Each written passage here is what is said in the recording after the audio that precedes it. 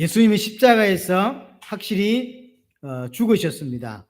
우리 그 앞절에 19장 30절에서 예수님이 영원히 떠나가셨다고 분명히 설명하고 있고요.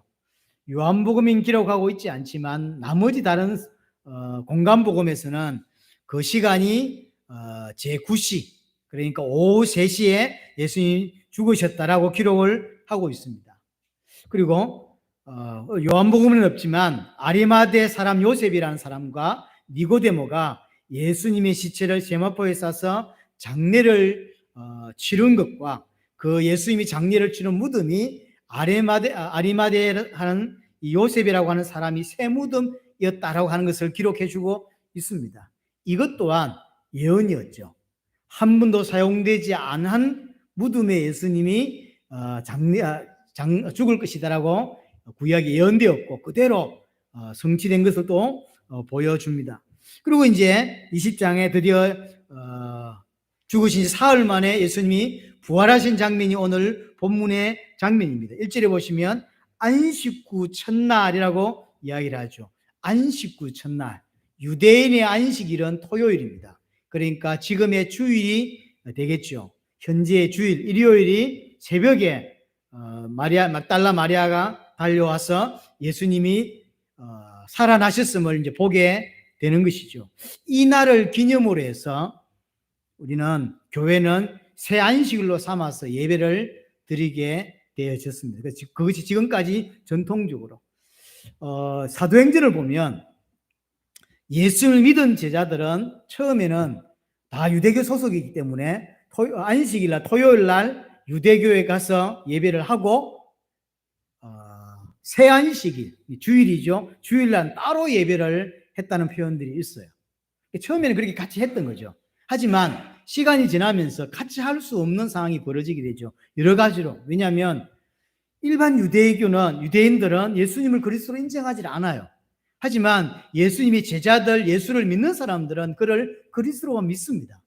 같은 공간 안에서 예배를 드리는데 한쪽은 아직 그리스도를 기다리고 있고 한쪽은 왔다고 믿는 거죠. 이게 안 맞는 거예요. 결국 그래서 서서히 분리되기 시작했습니다.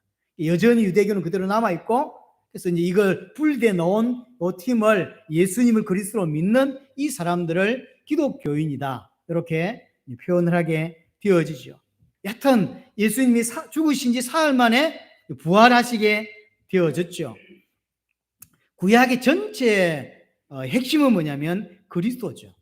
구약에서 많은 사건이 있지만 결과적으로는 구약의 핵심은 그리스도입니다. 그가 오실 것이고 그가 오셔서 죽을 것이다 라고 하는, 왜 그래야 되냐면 그렇게 그리스도가 오시고 그렇게 죽으셔야만 인간의 문제를 해결할 수 있기 때문인 거죠.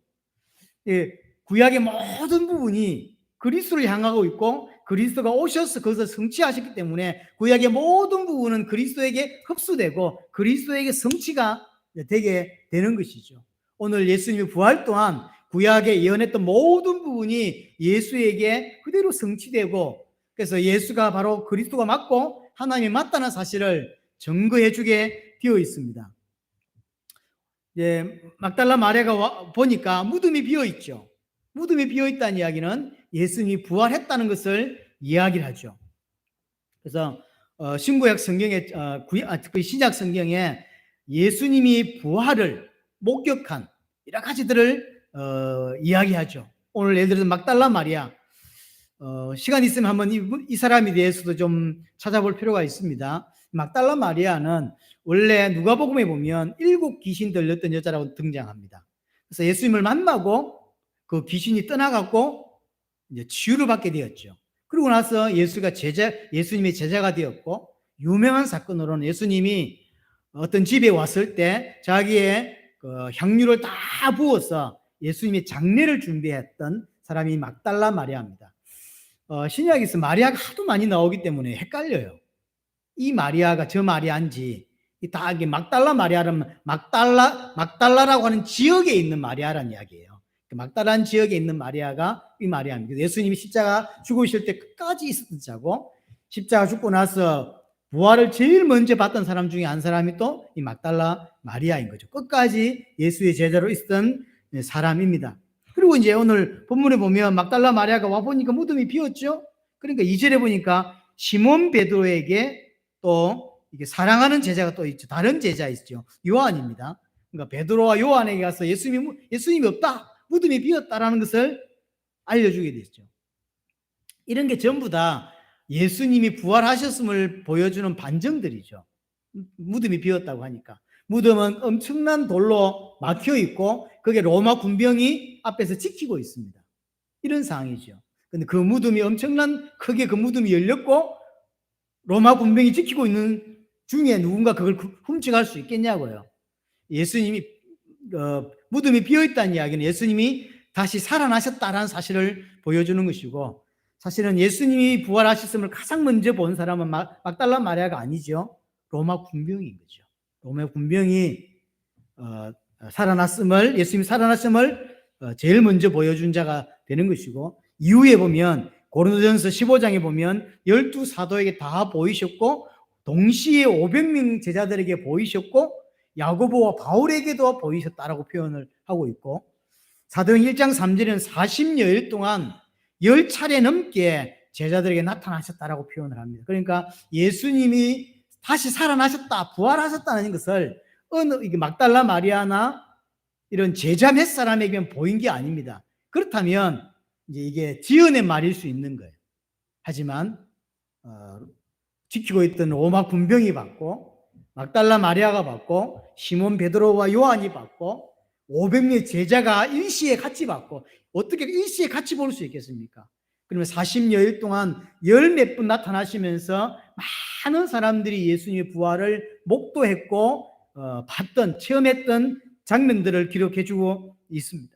자, 예수님이 부활했다는 걸 또 하나 보여주는 게 뭐냐면 오늘 본문의 5절에서부터 나오는 이야기들이죠. 보면 시몬 베드로하고 요한이 달려가서 구부려서 무덤을 봤는데 세마포가 그대로 놓여 있고, 그 다음에 머리에 쌌던 수건이 2건이 또 다른 장소에 그대로 놓여 있다라고 했죠. 이게 어떤 의미냐면 예수님이 죽고 나서 세마포로 이렇게 또 쌌을 거 아닙니까? 쌌는데 예수님만 쏙 빠지고 그대로 있는 거예요.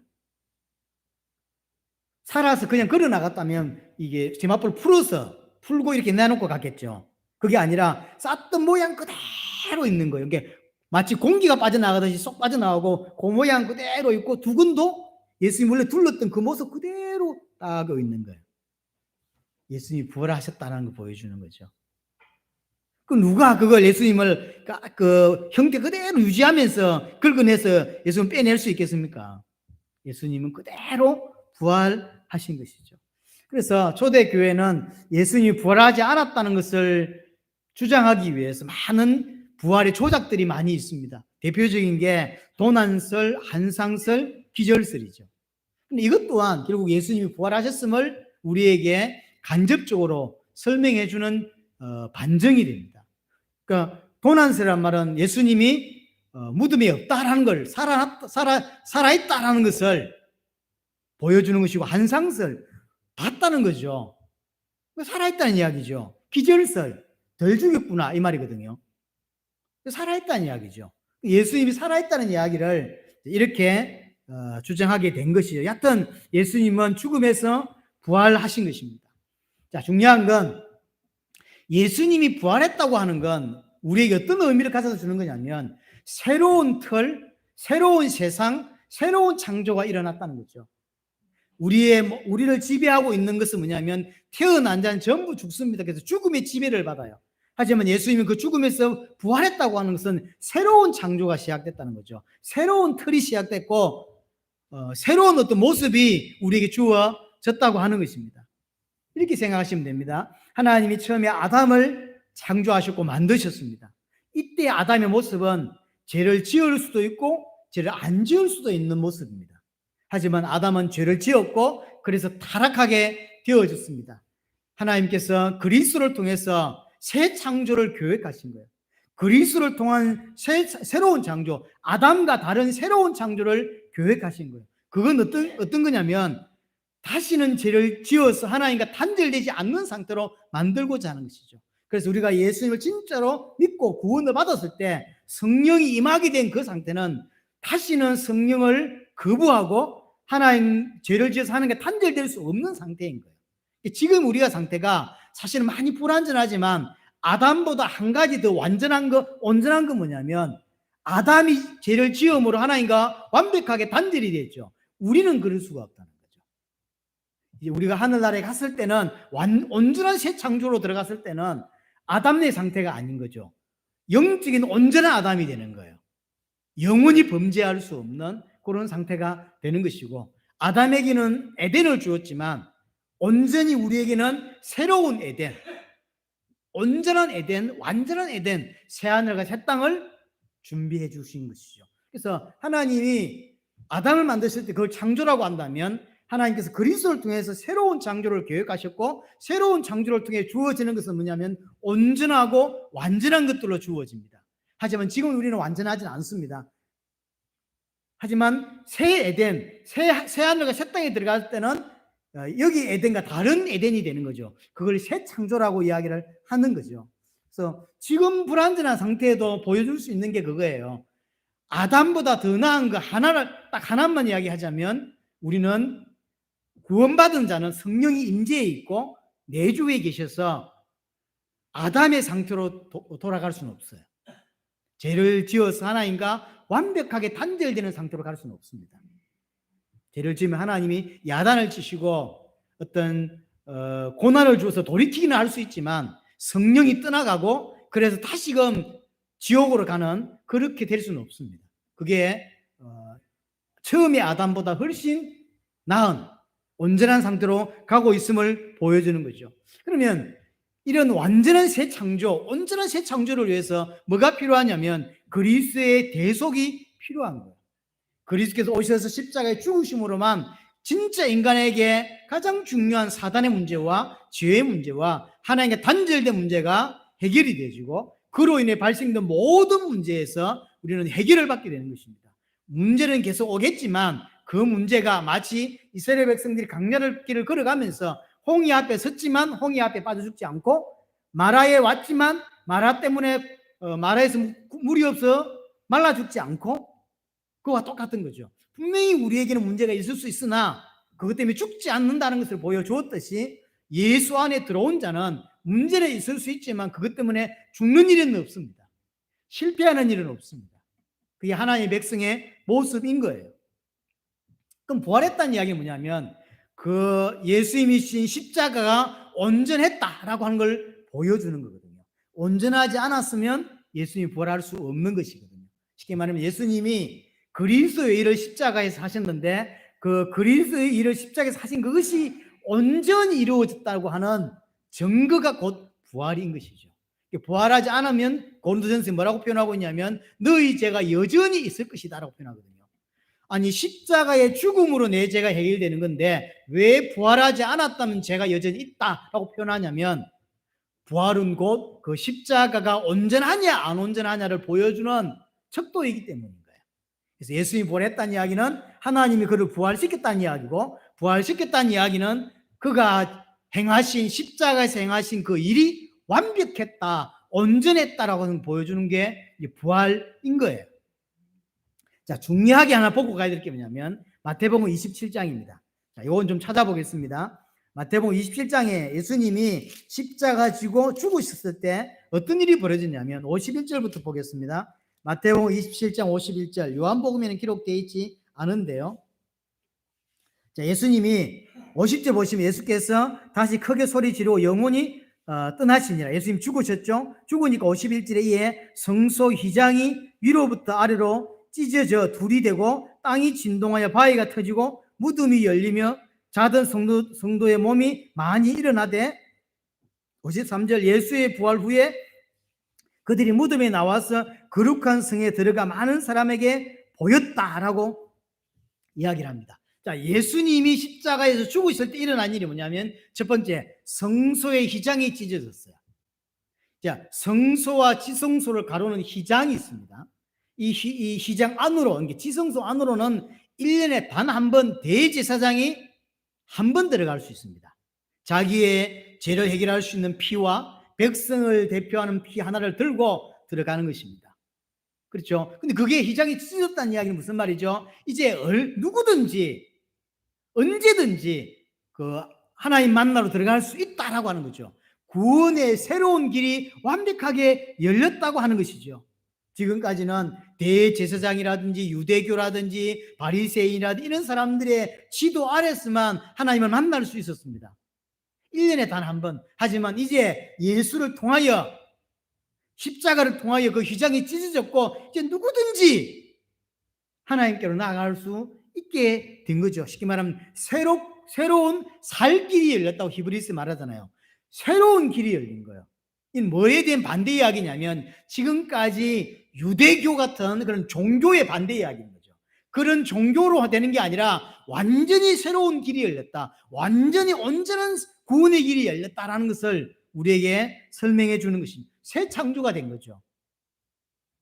그러면서 언제든지 영과 진리로 하나님께 예배할 수 있게 되었어요. 여기서 영과 진리란 것도 진리가 예수 그리스도인데 조금 더 정확히 말하면 말씀이에요. 이제는 하나님께 나아가서 예배할 때 어떻게 예배할 수 있냐면 말씀으로, 말씀 붙잡고 예배할 수 있게 된 거예요. 그전에는 어떻게 예배할 수 있죠? 피제사로. 이제는 피제사가 필요 없습니다.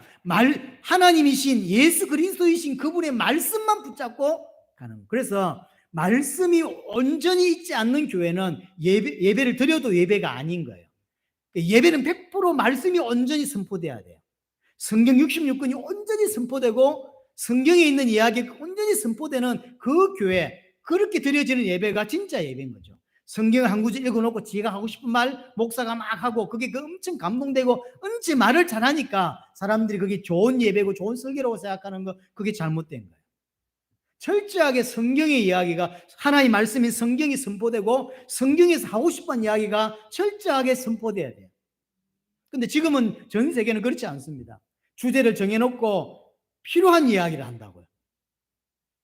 그건 올바르지 않습니다. 그래서 이 이야기는 그냥 우리가 볼 때는 하나님을 어떻게 예배해야 되냐, 영과 진리로 예배한다라고 표현하지만 그게 그 말이 아니라 지금까지 있던 예배에 대한 반대 이야기라는 거예요. 지금까지는 피제사를 드렸지만 이제 그거 필요 없다는 거예요.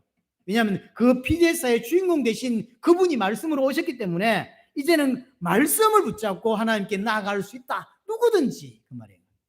그래서 이것도 예배고요. 여러분 개인적으로 말씀을 펴놓고 말씀을 읽으면서 하는 것도 예배인 거예요. 그래서 교회와 와서만 예배하는 게 아닙니다. 여러분 개인적으로 차에 앉아서, 집에 앉아서 말씀을 묵상하고 말씀을 읽고 하면서 하나님의 음성에 귀 기울이는 거, 그게 예배인 거예요. 그래서 누구든지 하나님께 나아갈 수 있는 새로운 예배가 생기게 된 것이고요. 또 땅이 진동해, 다시 한번 볼까요? 땅이 진동하고 바위가 터지고 무덤이 열리고 성도들이 일어나 버렸어요. 예수님 죽을 때 일어난 일입니다. 이 무슨 말일까요? 이 세상은 사망이 왕노릇하는 곳이에요. 그래서 그걸 애굽이라고 말하고 그걸 해골이라고 말하고 그걸 마라라고 이야기합니다. 세상은 사망이 왕노릇합니다. 그게 다 터져버리고 그게 다 흔들리고 바위가 터지고 무덤이 터지고, 그래서 성도들이 막 일어났죠. 예수의 죽음으로 말미암아 죽음이 죽게 됐다. 예수의 죽음으로 말미암아 사망이 주인도를 하고 있었는데 사망이 사망했다라는 걸 보여주는 거죠. 지금까지 온 지구를 붙잡고 있는 게 사망 근세예요. 예수의 죽음으로 그 사망 근세가 박살이 났다, 사망 근세가 사망했다라고 하는 걸 보여주는 것이고요. 예수님이 부활하시자마자 어떤 일이 벌어지냐면 우리 53절이죠. 예수의 부활 후에 이제 부활하고 나니까, 그것이 성취되고 나니까 그들이 무덤에서 나왔어 거룩한 성에 들어갔대요. 생각해 보세요. 예루살렘 성 주변에 죽은 선배들, 믿음의 선배들이 있었는데 그들이 예수님 부활과 동시에 죽음과 동시에 일어났고 부활 후에 그들이 예루살렘 성으로 다 들어갔대요. 그건 이 사람들 어디 갔을까요? 성경에 기록이 안 나와요. 이 사람을 만약에 죽은 할아버지가 이렇게 살아 들어왔다 생각해 보세요. 기절 촉박을 하겠죠. 근데 이제 예수님을 못 알아본 거 보면 아마 못 알아봤을 것 같죠. 가장 일반적인 모습으로 아마 이 사람이 왔을 것 같아요. 근데 일단 들어왔다고, 이게 상징적인 거예요. 이 땅에 다 붙잡고 있는 게 뭐냐면 사망 권세예요. 세상을 붙잡고 있는 게 사망 권세예요. 대한민국 전 세계 문화를 붙잡고 있는 게 사망 권세라고. 에베소 2장 1절에서 3절에 말한 대로. 예수의 죽음으로 그 사망 권세가 박살이 났고 이제 거기 매여 있지 않고 이게 해방될 수 있게 된 거죠. 그렇게 일어난 자들이 예루살렘 성 안으로 들어갔다고요. 그렇게 예수의 부활로 말미암아 열매를 맺은 이런 사람들이 새하늘과 새 땅으로 들어가는 걸 보여주는 거죠. 들어가서 어떻게 됐냐 모릅니다. 그대로 승천을 했는지 그대로 어떻게 됐는지 성경 기록 안 해주니까 하여튼 먼저 죽었던 신앙의 선배들이 일어나고 그 사람들이 예루살렘 안으로 막 들어갔대요. 희한한 일이죠. 우리는 깊이 안 봐서 그렇지 진짜 독특한 일이. 만약에 모습이 안 변했다면 그 자식들 다 기절했을 거고요. 30년 전에 돌아가셨던 아버지가 걸어서 나오고 있는 거예요. 근데 예수님을 보고 마리아도 그렇고 사람들이 엠마오로 가던 두 제자도 예수님 못 알아보잖아요. 그게 이제 부활체거든요. 그러니까 분명히 다르다는 거예요. 부활체는 원래의 모습과 달라요. 그러니까 못 알아봤겠지. 그러니까 오늘 마태복음도 아마 그랬을 것 같아요. 제 개인적으로 볼 때는 옛날 우리 아버지나 할아버지 모습으로 온 게 아니라 부활체로 왔겠죠. 그러니까 못 알아봤을 거라고 생각하고 그냥 새로 지금 놀러 온 사람 내지는 관광으로 온 사람이라고 이해했겠죠. 하지만 우리에게는 이걸 보여주고 있는 거죠. 상징적인 의미로.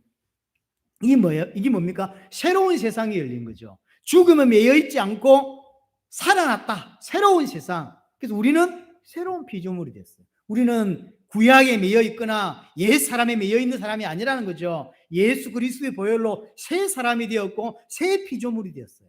이걸 보여주는 장면들이에요. 하나님 만나볼 수 있는 새로운 길이 열렸죠. 새로운 예배가 열렸죠. 또 새로운 피조물이 됐죠. 새 세상이 되었다는 걸 보여주는 거라고. 이게 부활입니다. 그뿐만 아니죠. 우리에게는 새로운 안식일. 그래서 초대교회 사람들은 그때부터 시작해서 안식일을 지킨 게 아니고 새 안식일을 지키죠. 그게 주일이에요. 그래서 그 안식일, 구약의 안식일은 전부 그리스도에게 흡수되고 그리스도에게 성취됩니다.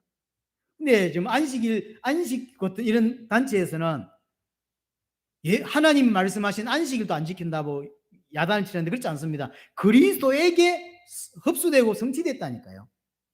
만약에 그게 아니라면 지금도 우리는 이렇게 예배하면 안 되죠. 장로님 기르고 있는 한 놈 잡아와서 오늘 피를 드렸어야 했죠.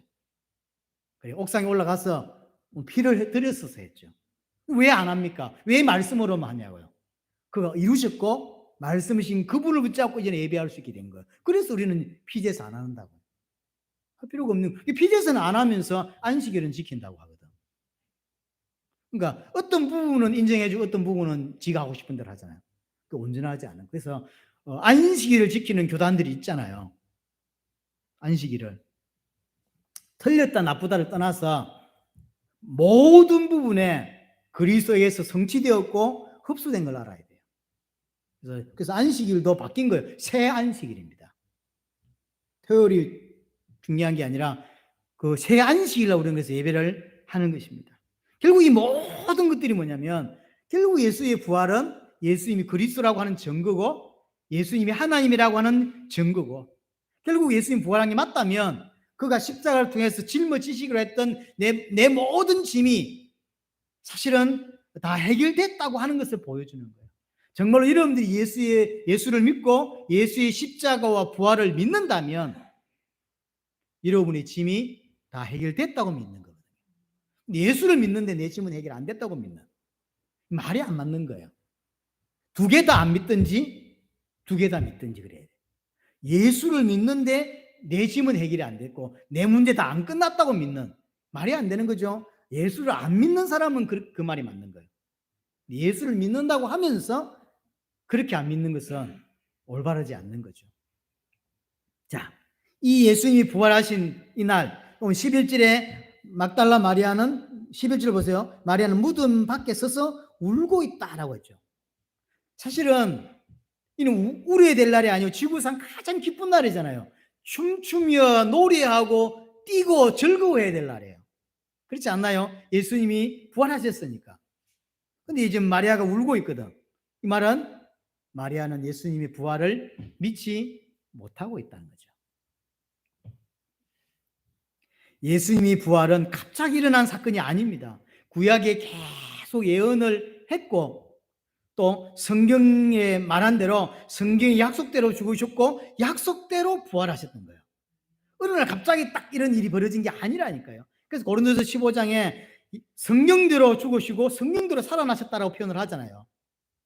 그리고 마지막에 예수님도 여러 번 이야기하셨어요. 누가복음 24장에 보면 내가 이제 인자가 십자가에 못 박히고 제3일에 살아나야 하리라 라는 표현을 쓰죠. 그 제자들에게 어느 날 갑자기 딱 살아난 게 아니라 설명을 했어요. 내가 십자가에서 고난을 당할 것이고 내가 3일 만에 살아날 거다. 마태복음 16장 21절에도 이때로부터 자기가 장로들과 대제사장들과 서기관들에게 많은 고난을 받고 죽임을 당하고 제3일에 살아나야 할 것을 제자들에게 비로소 나타내셨다라고 했죠. 이때부터 이제 계속 이야기를 하세요. 마태복음 17장 22절에도 보면 인자가 사람들의 손에 넘겨져 죽임을 당하고 제3일에 살아나리라. 이게 죽는 모습도 설명해 주고 있죠. 십자가라고 이야기를 해주고 있고 그 다음에 3일 만에 살아날 거라는 것도 계속 이야기해 주고 있어요. 구약을 좀 아는 사람이라면 이게 지금 구약에도 여러 번 예언된 이야기거든요.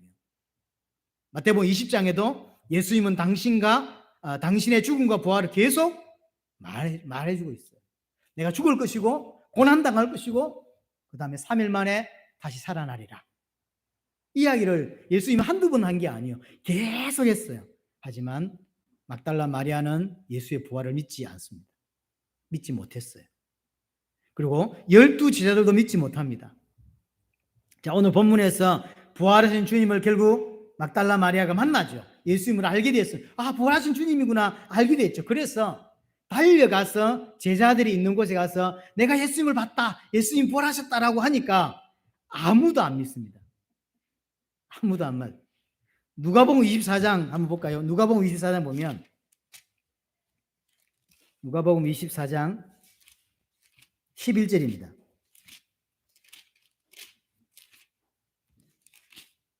(24장 11절) 이제 10절에 이 여자들은 막달라 마리아 또 나오죠. 이 막달라 마리아가 와서 하는 거예요. 예수님이 살아나셨다 라고 이야기를 하니까 11절에 사도들은 그들의 말이 헛탄한 듯이 들려 믿지 아니하나. 헛탄하다 그러겠죠. 이게 헛소리 하지 마라 이렇게. 그래서 아무도 부활을 안 믿습니다. 무덤이 열리고 죽은 성도들이 일어나서 성전 안에까지 들어갔는데 아무도 안 믿어요. 가장 기쁜 날인데 마리아는 울고 있다고.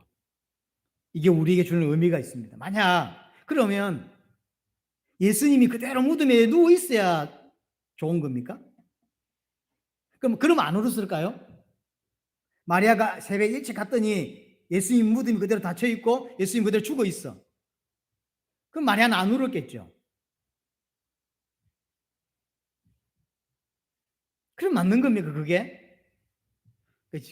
쉽게 말하면 오늘 이 마리아의 장면에서 현실에서 기독교인들이 이런 모습으로 신앙생활하는 사람들이 많음을 보여줘요. 진짜로 알았더라면 기뻐 뛰고 노래하고 찬양했어야 할 모습이지만 중요한 걸 모르기 때문에 또는 믿지 못하기 때문에 신앙의 반대쪽으로 가는 거예요.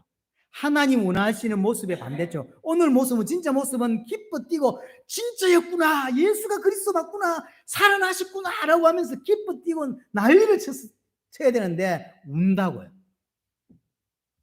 중요한 거 하나를 못 알아들었기 때문에 결국은 신앙의 반대쪽으로 울어야 될 때 웃고 있고 기뻐 뛰어야 될 때 울고 있는 이 모습.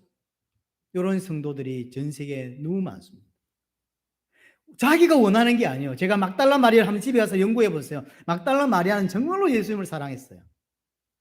그래서 요구도 먹으면서도 자기 향유를 예수님께 부었고 그랬죠. 그래서 사람들이 막 비난하잖아. 그 비난 다 들으면서도 그렇게 했어요. 그리고 예수님 죽으실 때 끝까지 십자가 앞에 있었고 예수님 살아났을 때 제일 먼저 무덤으로 달려왔던 진짜 예수를 사랑했던 사람, 예수님을 중심에 모셨던 사람.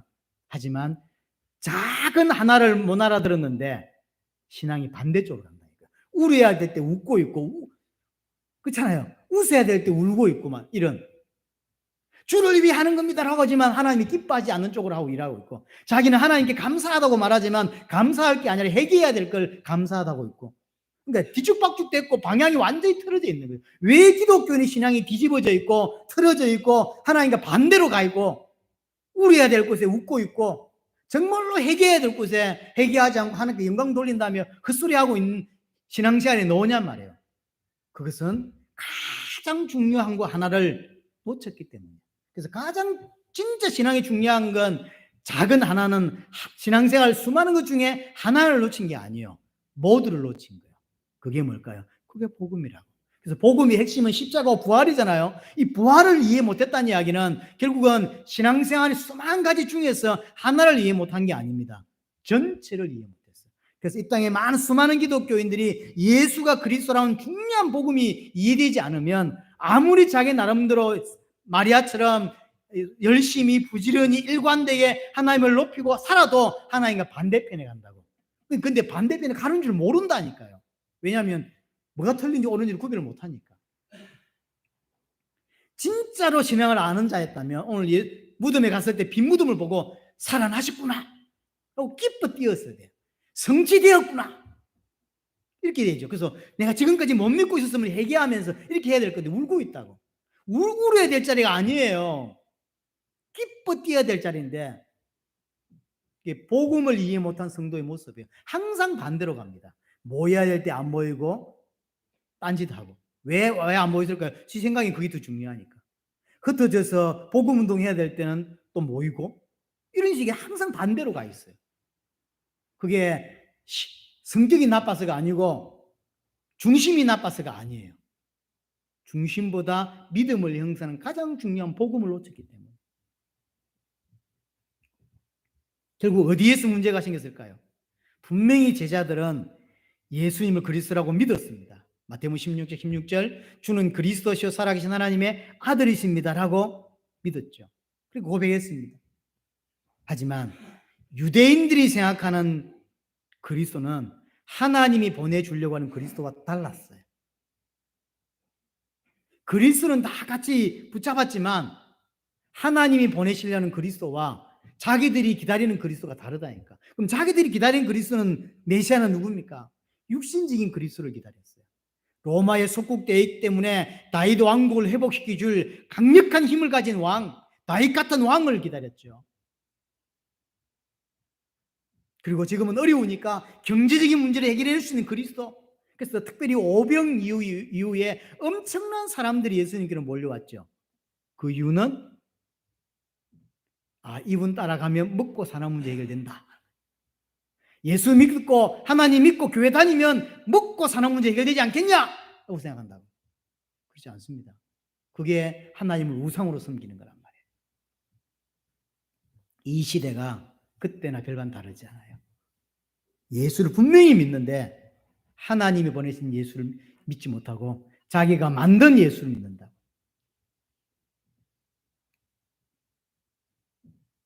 그래서 저 개인적으로는 베드로의 고백이 마태복음 16장 16절은 상징적으로 고백한 거죠. 예수님이 이거 네가 깨달은 게 아니다. 하나님이 알게 해준 거다라고 하죠. 난 그 말을 진짜로 맞다고 생각합니다.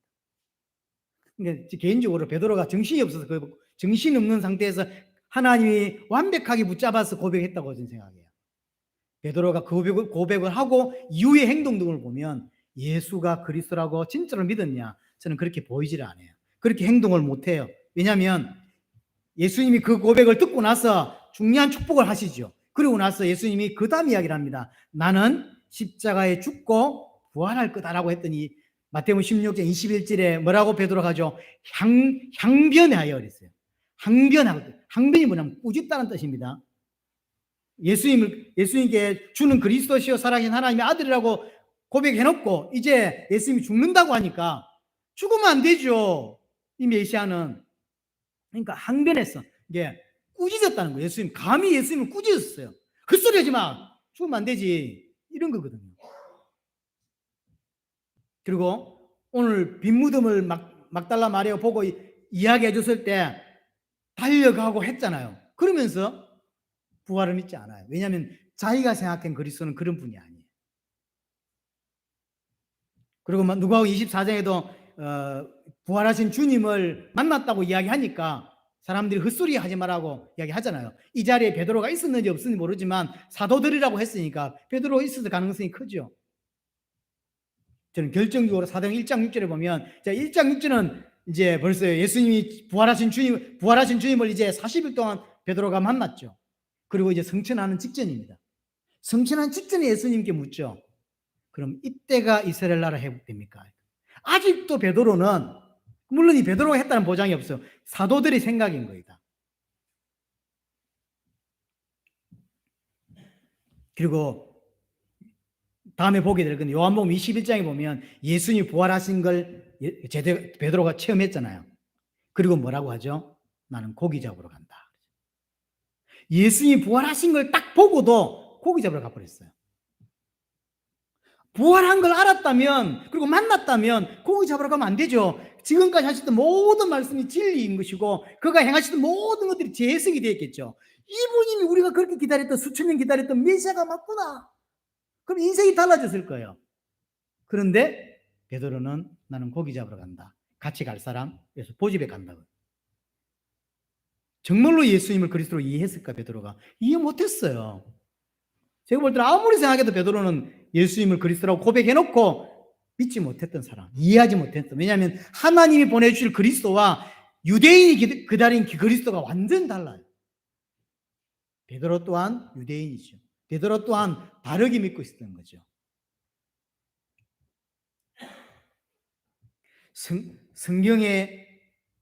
성경에서 메시아를 약속하셨고, 약속한 대로 오셨고, 약속한 대로 죽으셨고, 약속한 대로 부활하셨던 거예요. 하지만 아무도 성경을 믿지 않은 거죠. 성경을 믿지 않고 전부 내 기준인 거예요. 내 기준, 내 육신의 관점으로 모든 걸 보는 거죠. 그래서 내 육신의 관점, 내 육신의 어떤 채우기 위해서 그리스도가 필요한 것이지 하나님이 보내 그리스도가 필요한 건 아니었던 거죠. 빨리 애굽의 생각들을 뽑아내야 돼요. 구원받아 놓고도 여전히 애굽 상태에 머물고 있는 이것을 바꾸어내야 하는 것입니다. 이게 틀린 거거든요. 그래서 뭐가 필요하냐면 하나님의 은혜가 필요하고 하나님 계시하심이 사실은 필요한 거예요. 그래서 예배에 올 때 하나님 오늘도 정말 하나님의 계시하심이 내게 있게 해달라고, 말씀을 깨닫는 은혜가 내게 있게 해달라고 기도해야 돼요. 그거밖에 할 수 있는 게 없어요. 왜냐하면 하나님이 눈 열어 주셔야만 우리가 믿을 수 있다고 하거든요. 그렇죠? 여러분이 열심히 뭘 한다고 해서 믿어지지 않는 거죠. 하나님의 은혜가 필요한 거예요. 엠마오로 가는 두 제자 보세요. 이 사람들도 예수님의 부활을 알고도 엠마오로 가고 있다니까요. 전부 엉터리예요. 사실은 따지고 보면. 예수님이 나타나셨는데 예수님이 부활 쳐다보니 이 사람들이 못 알아듣죠. 못 알아봤죠. 그래서 가면서 무슨 이야기를 하냐. 아니 당신은 예루살렘에서 왔다면서, 내려왔다면서 예루살렘에 일어난 일을 모른단 말이냐? 그럼 뭔데? 그랬더니 예수라는 분이 계셨고 그가 메시아인 줄 알았고 그가 우리를 속량할 줄 알았다라고 돼 있어요. 속량할 줄. 그래서 속량이란 말은 어떤 뜻이냐면 우리를 로마에서 건져줄 자로 알았다라고 돼 있어요. 엠마오로 가던 제자는 예수님을 그렇게 알았다니까요. 우리를 진짜 구원할, 우리가 생각하는 구원 말고 그들이 생각하는 구원은 뭐냐면 로마에서 건져줄 자예요. 그러니까 예수님을 따라하는 수많은 제자들, 일반 사람들 빼고요, 수많은 제자들이 다 엉터리를 믿고 있어요, 사실은. 그래서 예수의 부활을 듣고도 엠마오로 간다니까요, 지금. 가던 걸음도 뒤집어서 와야 될 판에 안 믿는 거예요, 사실은. 성경 그대로 안 믿는 거예요. 성경 들고 성경과 다르게 믿는 이런 현실이 되어져 버렸어요. 그때 이 사람들은 예수를 직접 만났잖아요. 만났지만 예수를 알아보지 못하는 거죠. 이때 예수님이 말씀을 풀어주죠. 그때 눈이 열렸다 그러죠. 그래서 마음이 뜨거워졌다라고 하죠. 언제 계시되는지를 하나님이 계시해 주는 것이지만 계시해 주실 때 특징 하나가 나오는 거예요. 언제금 계시되냐? 이때죠.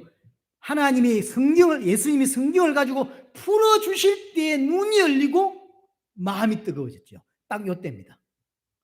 그래서 말씀 자리에 앉아서 하나님 말씀을 똑바로 들을 때 계시가 되는 거예요. 제가 농담삼아 저 다방에 앉아서 커피숍에 앉아 커피 마시다가 계시되는 부분 지구 생기고 단 한 번도 없었습니다. 언제 계시되냐면 교회에 나와서 정확한 말씀을 들을 때 계시될 수 있는 기회가 생겨요. 계시는 하나님이 하시는 거니까. 만으로 따라 천국 가겠지 내지는 시간 지나면 깨달아지겠지. 아닙니다. 깨달아지려면 와야 돼요. 와서 말씀을 들을 때만 깨달아질 수 있어요. 그래서 말씀을 들을 때 믿음이 생긴다라고 하는 것입니다. 정리합니다. 부활은 지금도 예수님 살아계시다라고 하는 이야기예요. 근데 우리는 성도들은 마치 예수님이 죽은 자처럼 살아갑니다. 예수님이 살아있는 건 교회뿐이고 삶 가운데서는 예수님이 살아계시지 않는 것처럼 우리가 행동하고 살 때가 참 많습니다. 죽은 신앙을 가지고 사막에 이르게 하는 양식을 얻으려고 쫓아다니는 모습처럼 살아가죠. 우리는 성경을 통해서 올바르게 말씀을 배울 때, 올바로 들을 때 계시가 되어지고 믿어지는 은혜가 생기는 것입니다. 여러분에게 언제 믿음이 생기고 언제 계시되는지를 정확히 알고 하나님 말씀 앞에 서고 그 하나님 말씀만이 유일한 하나님 만날 수 있는 길이라고 하는 사실을 깨닫는 은혜가 여러분에게 되기를 바랍니다.